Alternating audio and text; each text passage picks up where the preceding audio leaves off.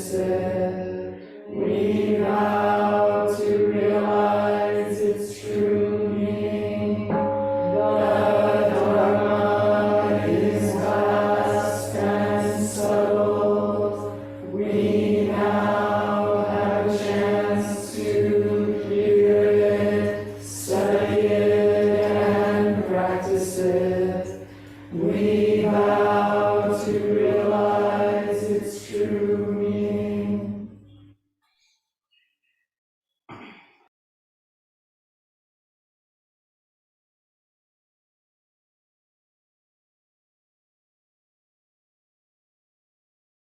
Good evening. It seems like every week our Wednesday Sangha is a little bit bigger, and we have a few local Sangha coming in. It's really lovely. And people joining us online from all sorts of places, and so welcome.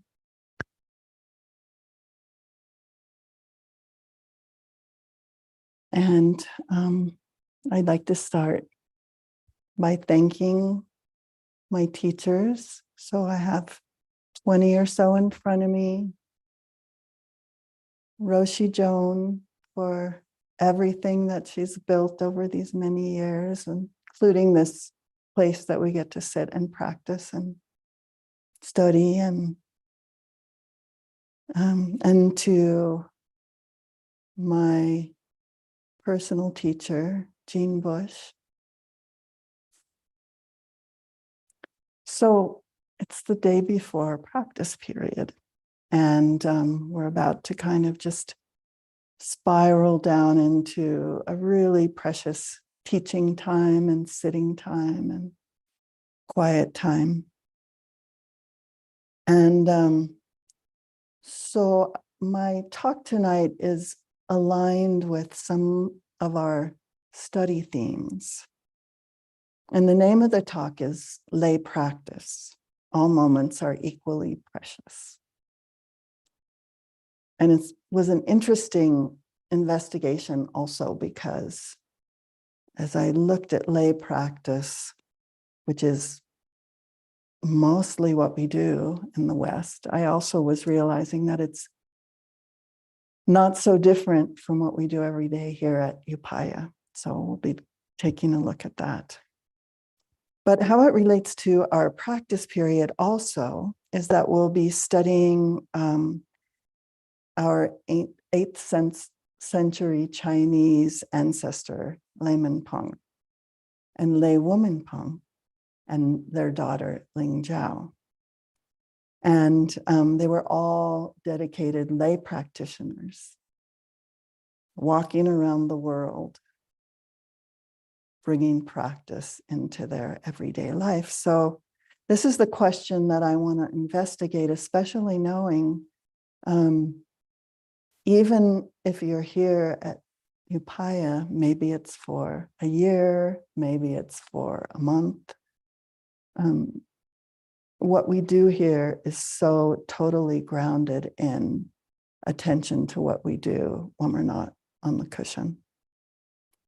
So how do we build a life in the everyday world, in our day-to-day lives, on a truly solid foundation of our practice? How do we do that?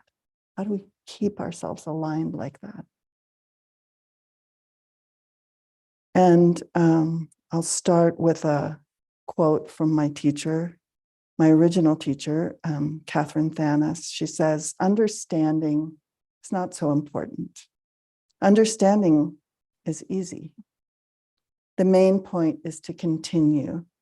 This means to get up every day and take care of your life. So I'm going to take up this question in the context of the threefold training of Sila and Samadhi and Prajna, and the Noble Eightfold Path. And then with a little added wisdom, so you can get a taste from our wonderful woman ancestor, Ling Zhao, who you'll hear much more about in the coming months. super delightful young woman.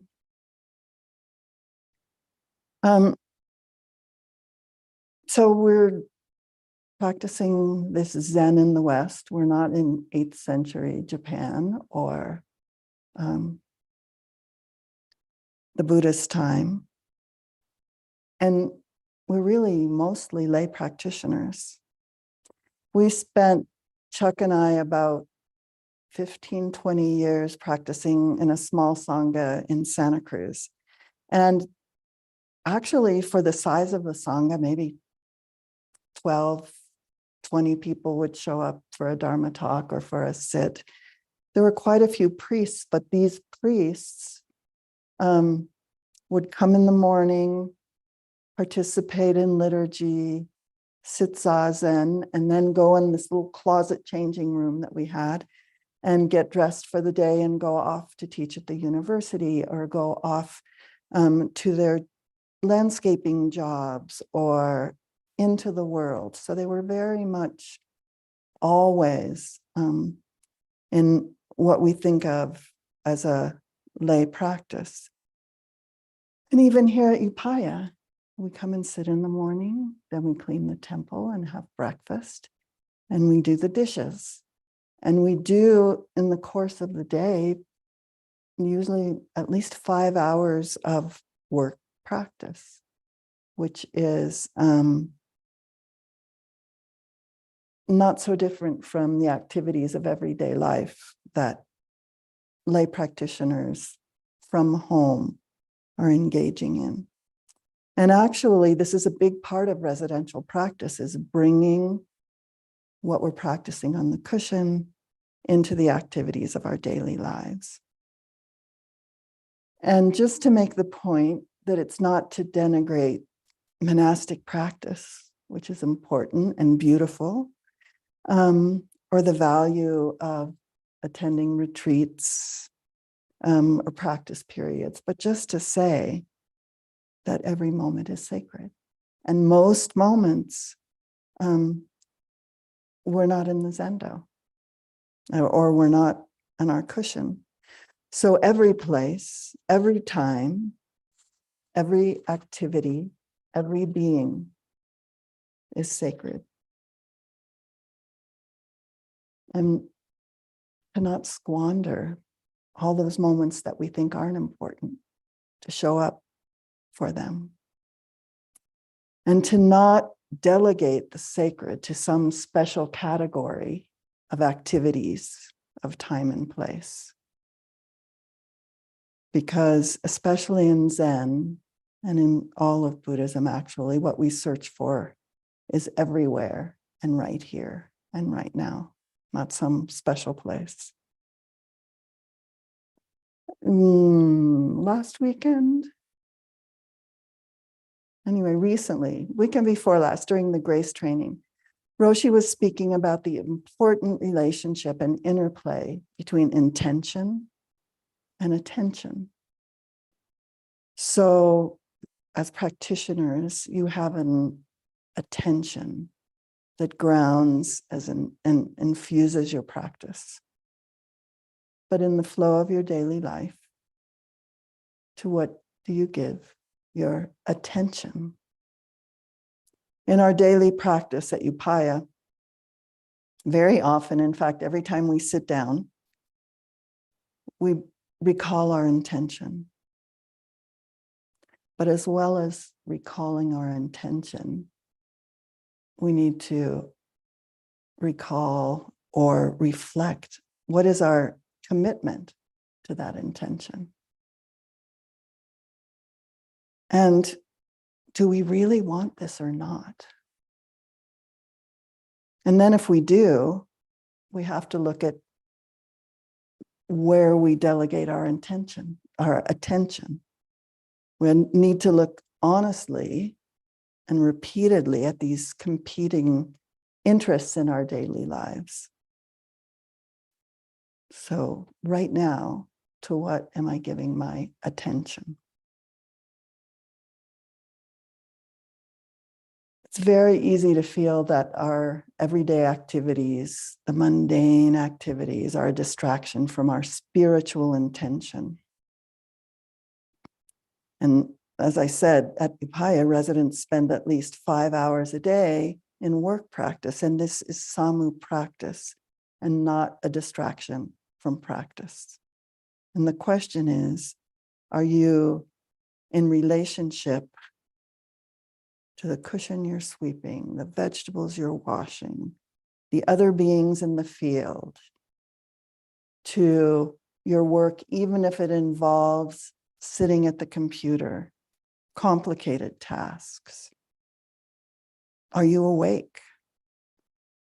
Because our minds have a tendency to divide, this is the mundane and this is the sacred, and to categorize and measure our activities. So this is important, this is trivial. So driving to the Zendo is trivial, but when I get here, it's important. Or here I can kind of pay attention. Here I have to really pay attention. I have to give my full attention. So we may think that we're fully devoted to the path of awakening, but often we're actually ambivalent about what we really want to pay attention to, ambivalent about and conflicted about what we're willing to give up. Also, what we're not willing to experience and meet. And so in our practice in our lives, we really have to stop bargaining, you know. In this wholehearted practice, this kind of bargaining is not an option. Yeah, right here, you know, I'll give half my attention. This is important. This isn't important. But wholehearted practice, especially in our daily lives, requires embracing our lives, which requires the patience to be right here in this moment, not scooting around certain events to get to the important moments, but touching the ground with every step. If it weren't for my demanding kids, if it weren't for my long days at the job, my mortgage payments, my difficult circumstances, I could really practice. I was thinking about this beautiful poem that a resident of ours wrote. Well, you know, I want to get to practice, but, and then this incredibly beautiful recollection of every moment in the day and every resident and every interaction.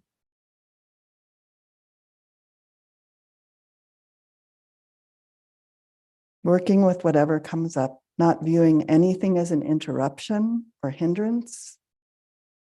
This is how we come to understand that everything that arises is our life. That's it, is our practice, everything.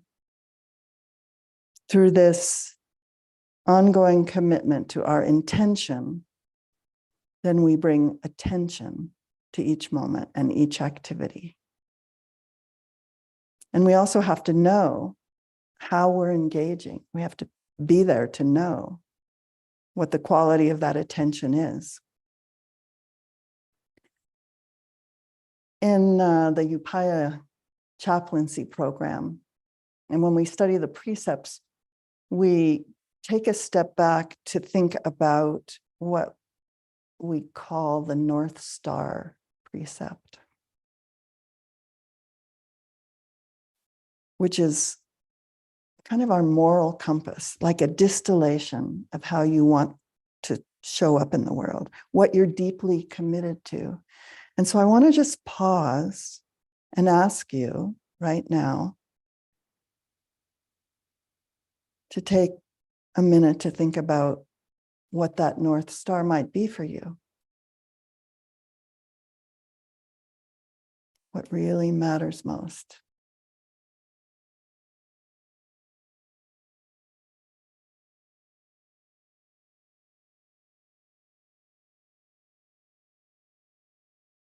And just really breathe that in.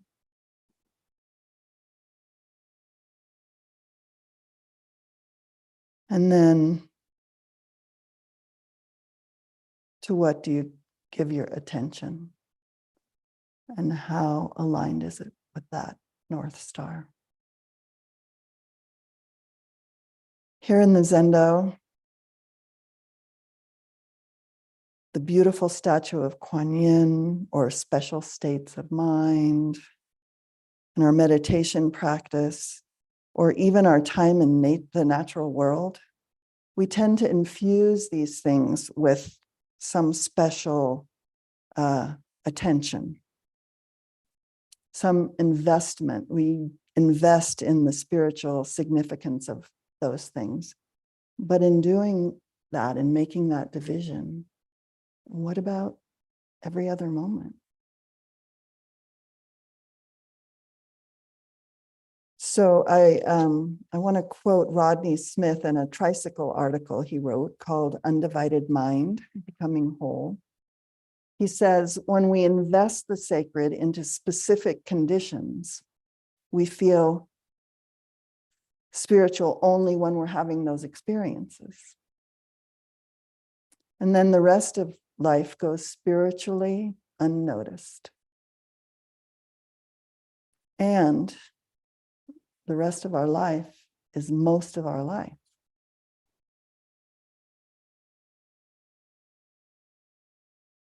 We search for something special, kind of to lift us up, or to avoid, or to lift us out of our everyday suffering.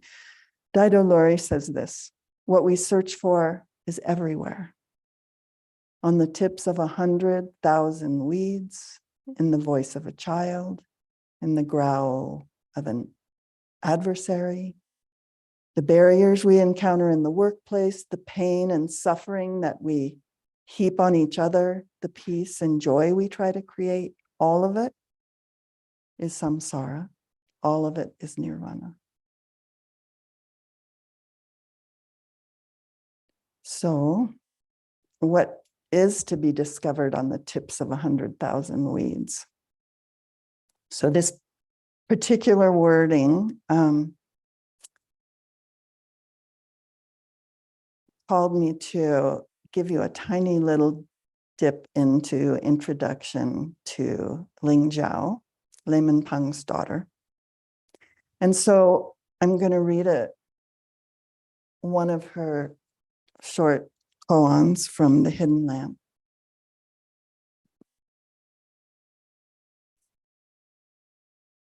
It's called Lingzhao's Shining Grasses.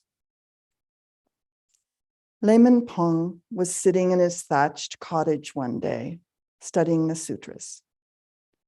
Difficult, difficult, difficult, he suddenly exclaimed, like trying to store 10 bushels of sesame seeds in the top of a tree.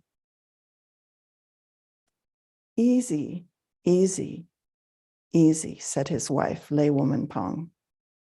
It's like touching your feet to the floor when you get out of bed. Neither difficult nor easy, said their daughter Lingzhao. It's like the teachings of the ancestors shining on the 100 grass tips. So, what do you call hard in your life? What do you call easy? And how do you decide? And what do you turn to save you from difficulty and frustration? In her commentary in The Hidden Lamp to this koan, Jisho Warner says, difficult is sometimes the world pressing harshly on us, and sometimes the feeling of suffering arising in our hearts. Difficult is not inherent in the Dharma world, yet it is embedded in how we perceive and live. The world of myriad soft bodies coming and going is passionately beautiful, an endless marvel. And it's a world of stumbling and groping, dying, as well as growing. So then in the koan, we hear, after difficult, from laywoman Pang, speaking of ease and flow, which we love, but it's not a place that we stay. So then we lose sight of that ease and we get turned around and stuck because we're trying to get back there. But Ling Zhao says it's not one or the other. Reality is neither easy nor difficult. Reality is reality. We move through this human life in both streams. The teachings of the ancestors shining on the 100 grass tips. That's alive. That's just this. And that's what we meet.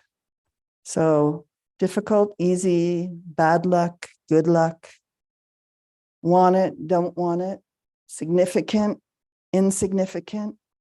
These are all opinions and all extras. So Jisho Warner leaves us with this verse about the koan at the end of her commentary. It's beautiful and succinct. She says, wind, whipped seas, and cerulean skies, matching halves unite in a flash in Lingzhao's grassy basket. So this is my teaser for spring practice period, and particularly Lingzhao. So I'm going to take a pause here, kind of like a parenthesis, and talk a little bit about my experience. Usually I start a week or two, and I'm kind of thinking about a week or two before what might serve to talk about.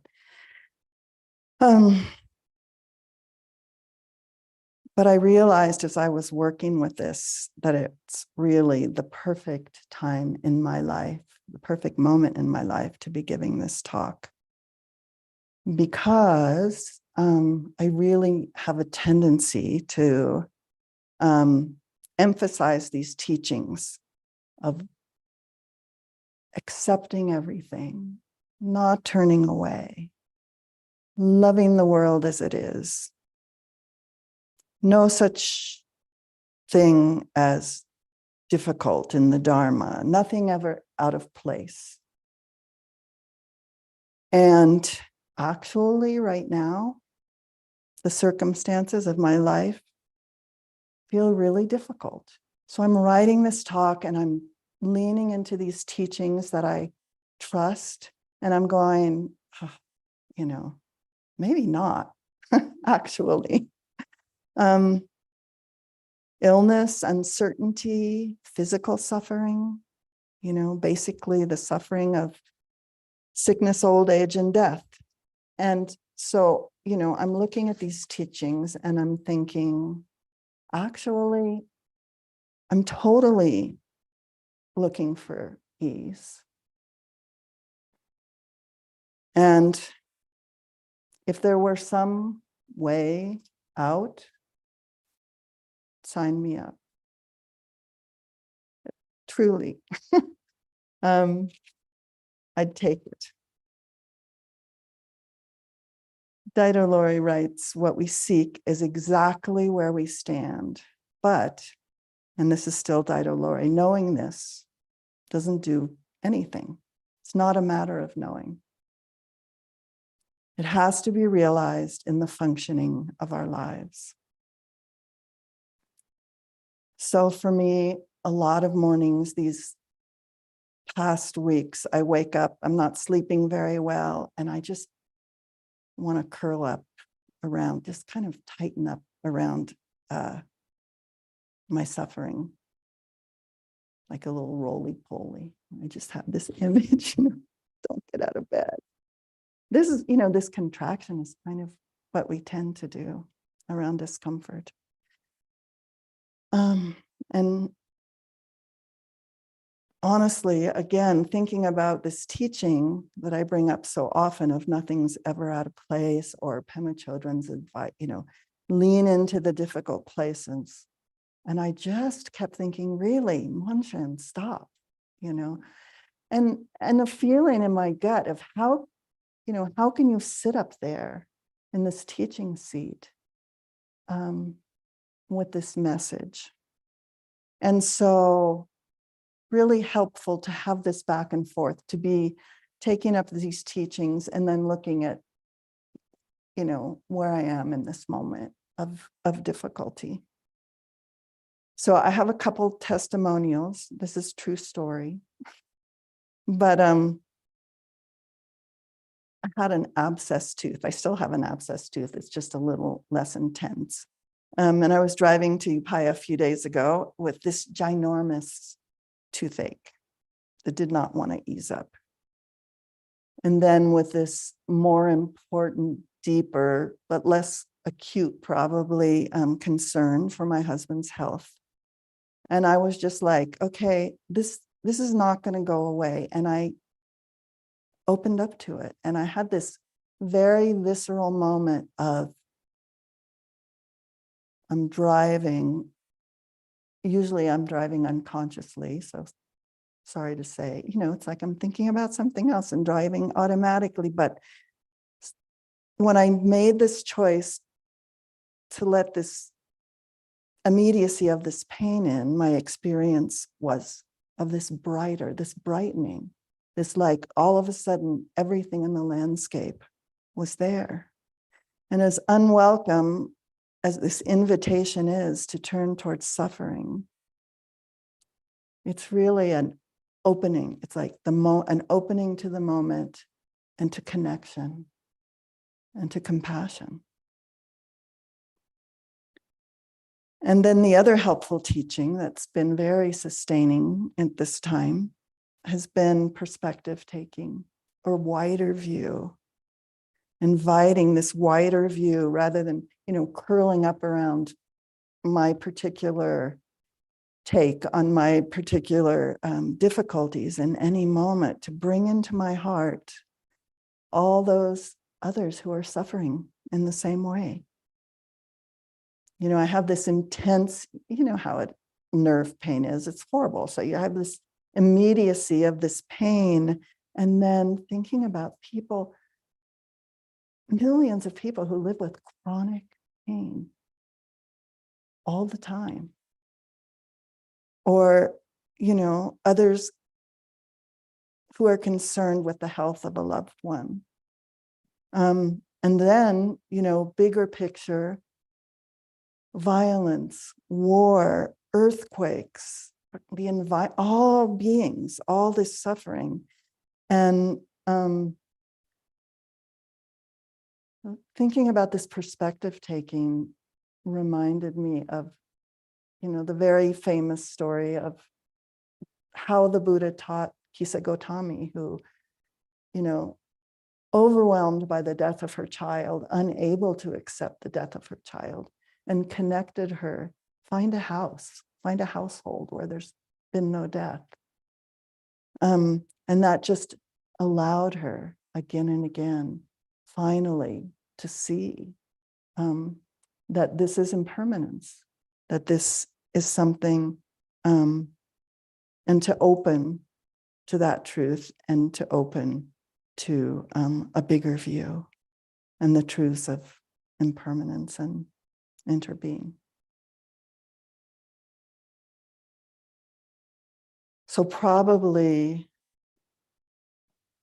I'll still sit in this seat and say the same things about turning towards suffering, because actually it's like, we do have a choice to veer off and to avoid, but it's not the path to freedom.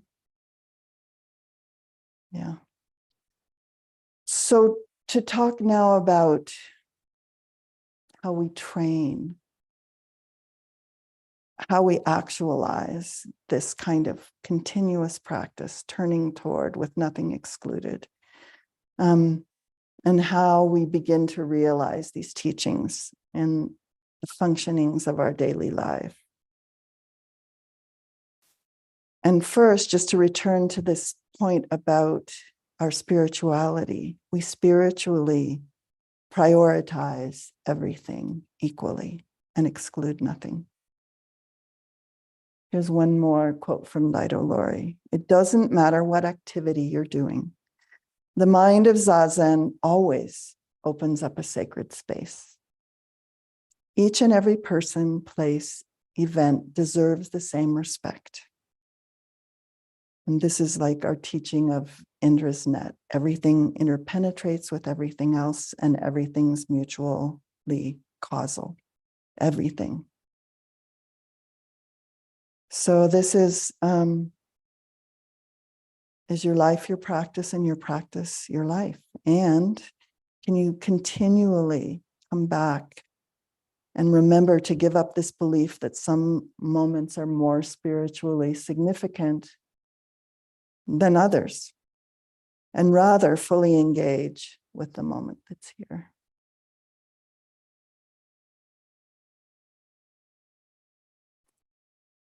So this is the teaching. With total involvement in our life, transformation occurs.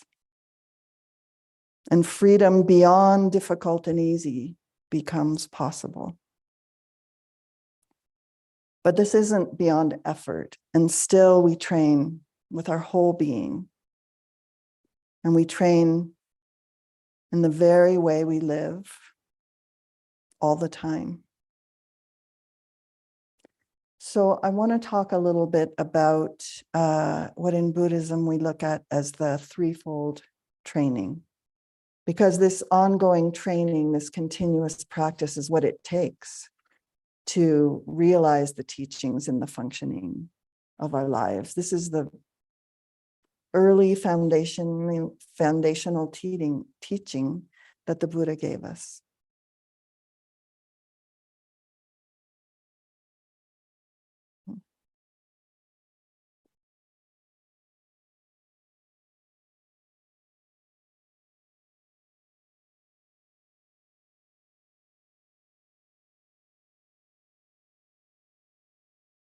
Traditionally, Buddhist training falls into three categories. In Sanskrit, they're called shila, discipline, ethical living; samadhi, concentration; prajna, insight or wisdom. And these together summarize and kind of contain the Buddha's fourth noble truth, the Noble Eightfold Path. Funny, I was going to different sources, and this is for you too, Casey. It's so cool. I came home today after totally preparing my talk, and Lion's Roar was on the dining room table, having just arrived, and the whole issue is these beautiful essays on each of the steps of the Eightfold Path. So that's for you. So Shila is precepts, morality, skillful, meaningful behavior. And from the Eightfold Path, this encompasses right speech as part of conduct, ethical conduct, right action, and right livelihood. So this is attention to and alignment with our values that's enacted through our ethics, through our relationships with all beings and all events. And this alignment requires us to actually be there and be awake, our mindfulness. So the second of the threefold trainings, samadhi, is mindfulness or concentration, but also equanimity, wholeness, a whole view, a whole concentration, one-pointedness, steadiness of mind, concentrated mind. And in the Eightfold Path, this is right effort, right mindfulness, right concentration. And this is our practice of Zazen, but it also, this unification, this equanimity, this concentration we take from the cushion into our lives. But this practice of Zazen, we get to sit down here 3 times a day, even in our just mundane daily lives here at Upaya. And it's often not easy for people who don't have this structure in this container. But really, this practice of Zazen, just committing to a daily meditation practice, is really essential to stopping and seeing.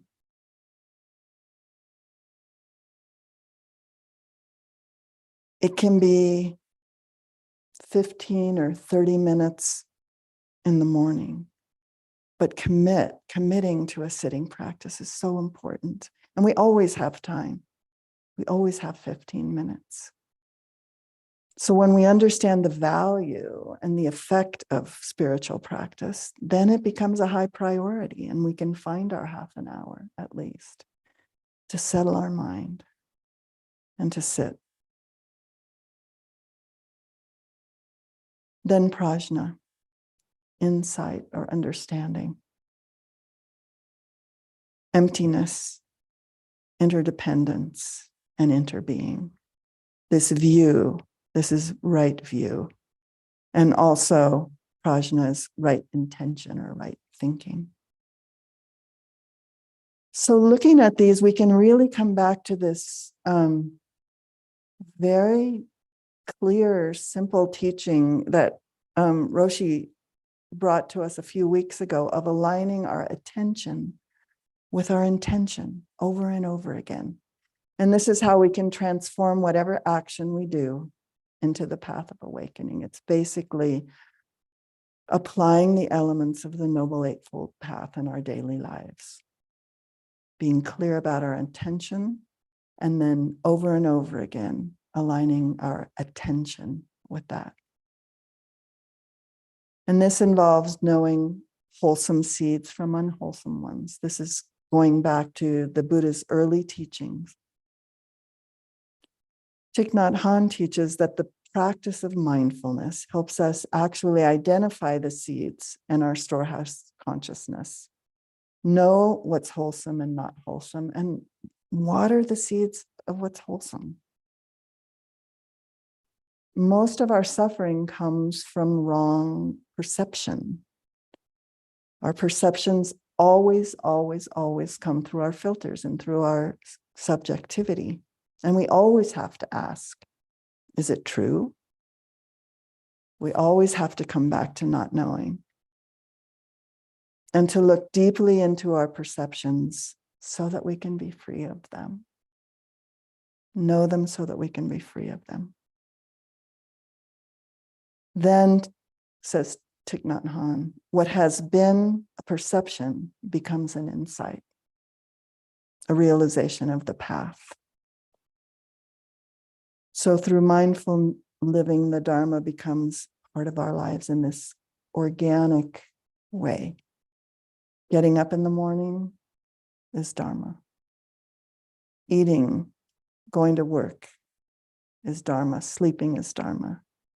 And so by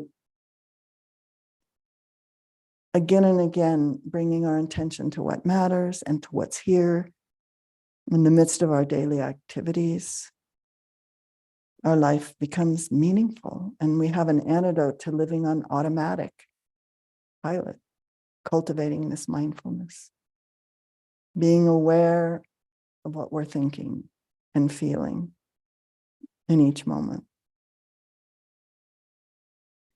and being aware and mindful of our ethical values and kind heart so that we can live according to them. So when you wake up in the morning, just rouse your intention to practice and remember this North Star of what matters so that you can bring it into your day. How do you want to show up? And then at bedtime, reviewing the day, looking back over the day and saying, what went well today? Or did I kind of fall down and have to get back up? Let's see how I'm doing here.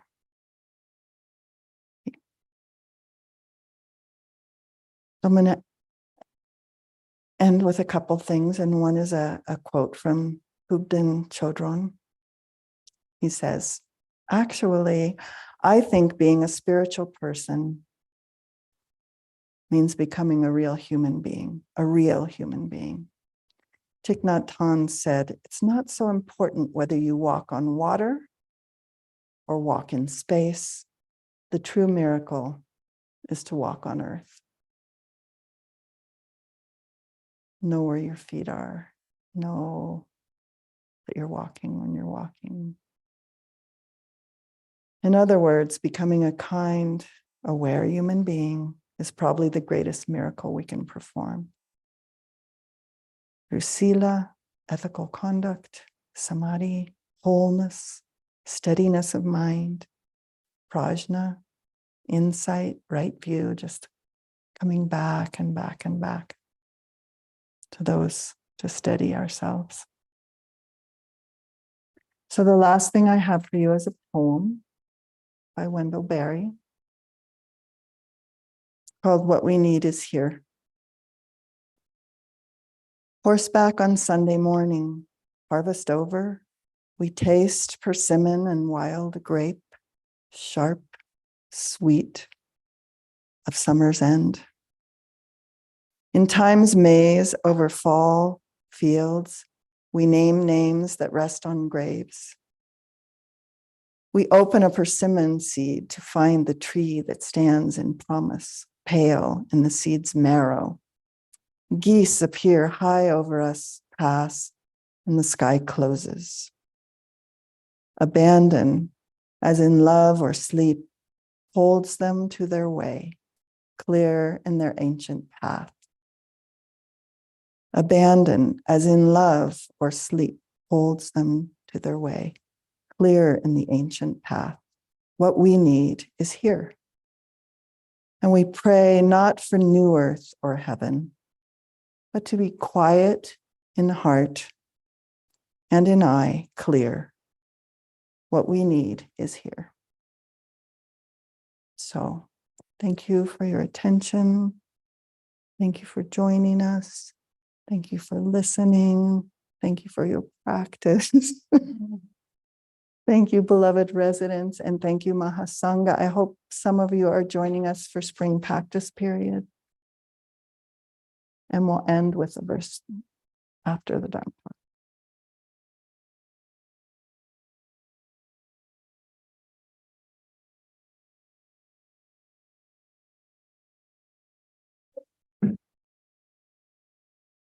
Creations are numberless. I vow to free them. Delusions are inexhaustible. I vow to transform them. Reality is boundless. I vow to perceive it. The awakened ways unsurpassable. I vow to embody it.